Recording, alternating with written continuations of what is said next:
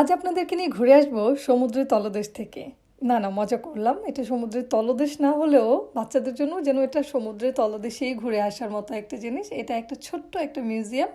এটাকে মিগেল শুভালিয়ার নামের একজন ব্যক্তি এটাকে মাটি, রং ও আলোর সাহায্যে খুব সুন্দরভাবে ফুটিয়ে তুলেছেন। দেখে মনে হয় যেন জীবন্ত কোনো পানির নিচের প্রাণীগুলো যেন জীবন্ত হয়ে আমাদের আশেপাশে ঘুরছে। আর এখানকার এন্ট্রি ফি মাত্র 4 ইউরো। হ্যাঁ, শুধু বাচ্চাদের জন্য 4 ইউরো করে, আর সাথে প্যারেন্টসরা ফ্রিতে তাদের সাথে এটাকে এনজয় করতে পারবে। এই যে দেখেন, এখানে আমি হাঁটছি আর এই আবিসগুলো আমার সাথে সাথে দূরে সরে যাচ্ছে। দেখতে খুব ভালো লাগছিল, হাঁটতেও খুব এনজয় করছিলাম, বাচ্চারাও খুবই এনজয় করেছিল।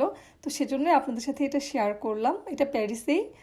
তো ফ্রান্সে যারা আছেন প্যারিসের আশেপাশে, তারা তাদের বাচ্চাদেরকে নিয়ে এখানে গিয়ে একটু সুন্দর সময় কাটিয়ে আসতে পারেন এই ডিজিটাল মিউজিয়ামটিতে। আর আমার এই ভিডিওটি ভালো লেগে থাকলে লাইক, কমেন্ট ও শেয়ার করার অনুরোধ রইল। সবাই ভালো থাকবেন। আল্লাহ হাফিজ।